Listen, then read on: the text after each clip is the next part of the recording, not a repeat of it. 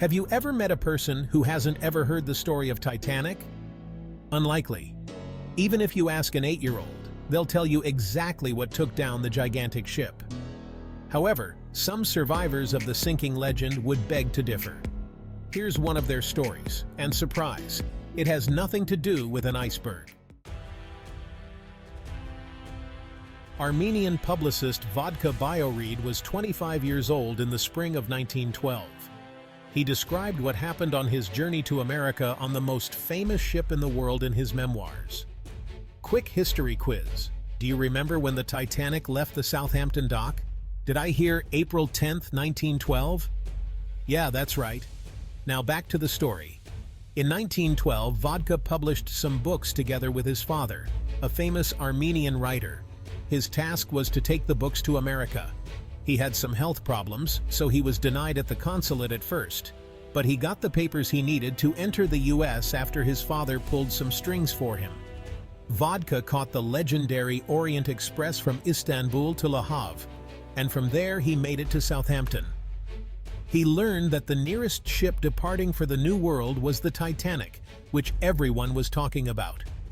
He was pretty excited about the journey and arrived at the port neatly shaven and smartly dressed with a trendy cap and massive glasses that were popular in the US at that time. The writer met 3 men with whom he shared cabin 804. They were 2 Englishmen and a French guy from Alsace named Maureen. Because Maureen and Vaghinak were around the same age, and Vaghinak could speak excellent French, they quickly became friends.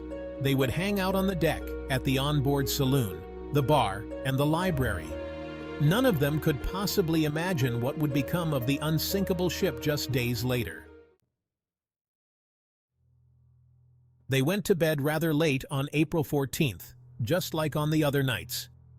Shortly after midnight, something that sounded like a big explosion woke everyone up. Bam! The nightlights went out, and the Englishmen were jolted from their bunks by a strong push. One of them injured his head, and another one his arm. The 2 new friends helped them up, took a few belongings with them, and left the cabin, not knowing that they would never step back in it. Vaghinak only took his passport and all the cash he had, about $54. It was clear that something was wrong, yet it was quiet in the corridor. The young men tried to find out what was going on. None of the crew members wanted to say anything, but a few minutes later, it was impossible to deny that the Titanic was going underwater.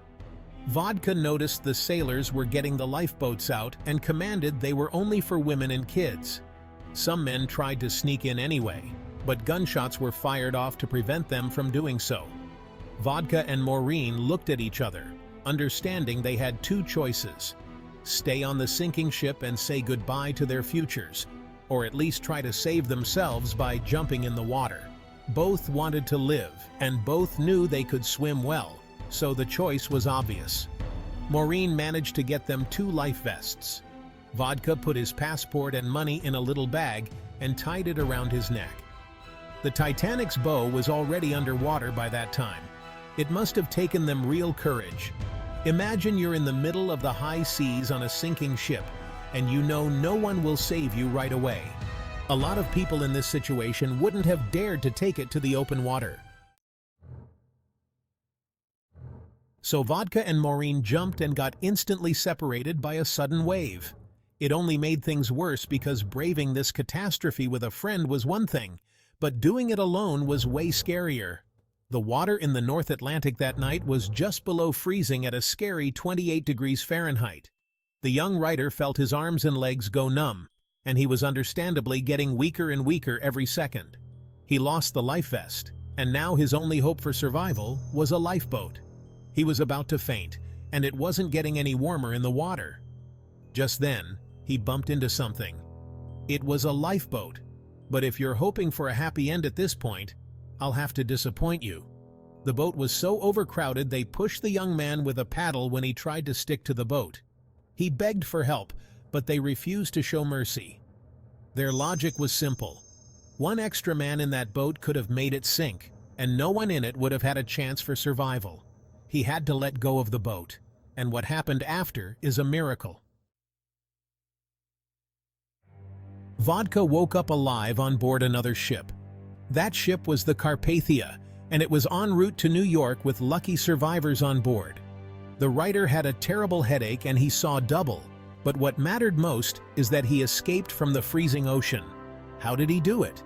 He couldn't remember anything.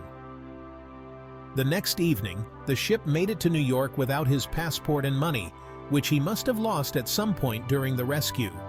Vodka was taken to the hospital.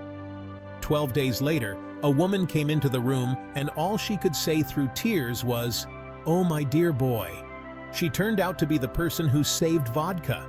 Mrs. Astor was in her 50s, and she told the young man the lifeboat he tried to get into didn't actually leave without him.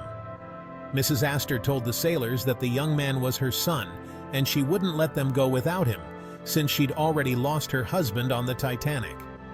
It turned out she kept Vodka's passport and money and invited him to visit her when he felt better. After he recovered, the writer was reunited with his family in Boston.